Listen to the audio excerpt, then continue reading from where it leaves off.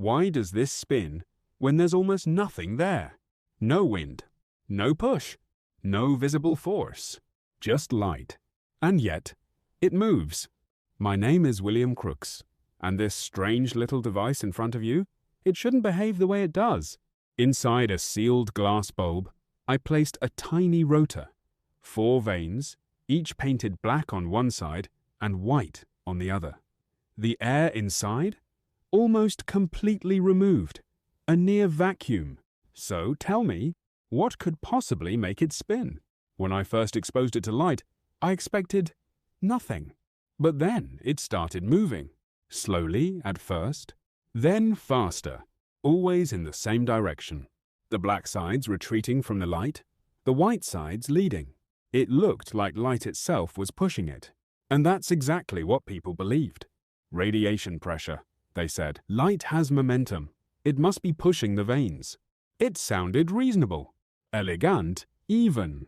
But something didn't sit right with me. Because if light alone was doing this, then why did it stop when I removed just a bit more air? Why did it behave differently depending on how much vacuum I created? That wasn't supposed to happen. Light doesn't care about air, but this device clearly did, which meant one thing. The answer wasn't as simple as light pushes things. Something else was happening. Something hidden. Something you couldn't see. And I wasn't going to stop until I found it. At first, everyone was convinced. Light pushes the vanes. Case closed. But I kept testing. I adjusted the vacuum. More air, less air, watching closely every time. And that's when the pattern revealed itself. If there was too much air, the vanes barely moved. If there was almost no air, they barely moved again. But in that sweet spot of partial vacuum, that's when the spinning became strong and steady. That made no sense, unless air was part of the story. But how? There was barely any air left inside. Then it hit me. Heat. The black sides of the vanes absorb more light. They heat up more than the white sides. That temperature difference changes everything.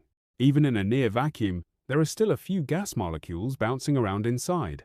And those molecules behave differently depending on temperature. On the hotter side, the black side molecules gain more energy. They move faster. They collide harder. On the cooler side, the white side, they move slower. That imbalance creates pressure. Not from light directly, but from heated gas. The hotter side effectively pushes harder, forcing the vane to move away from the light. And just like that, the mystery shifted. It wasn't light pushing the vanes. It was invisible motion, tiny particles, heat differences, a dance happening at a level you can't see. And yet, you can watch the result with your own eyes. So what is this, really? A toy? A curiosity? A desk ornament? Or something more? Because what I built doesn't just spin. It reveals something deeper. That the world you see is not the whole story. There are forces at play, tiny invisible interactions that shape everything around you.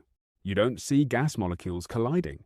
You don't see heat transferring energy. You don't see pressure differences forming. But they're happening, constantly. And this little device makes the invisible visible. It tricks your brain at first. You think light is pushing it. But the truth is more subtle, more interesting. It's not just about light. It's about how light interacts with matter, how energy moves, how even the smallest particles can create motion. And once you understand that, you start to see the world differently, because suddenly, nothing is truly still. Even in near emptiness, there is movement.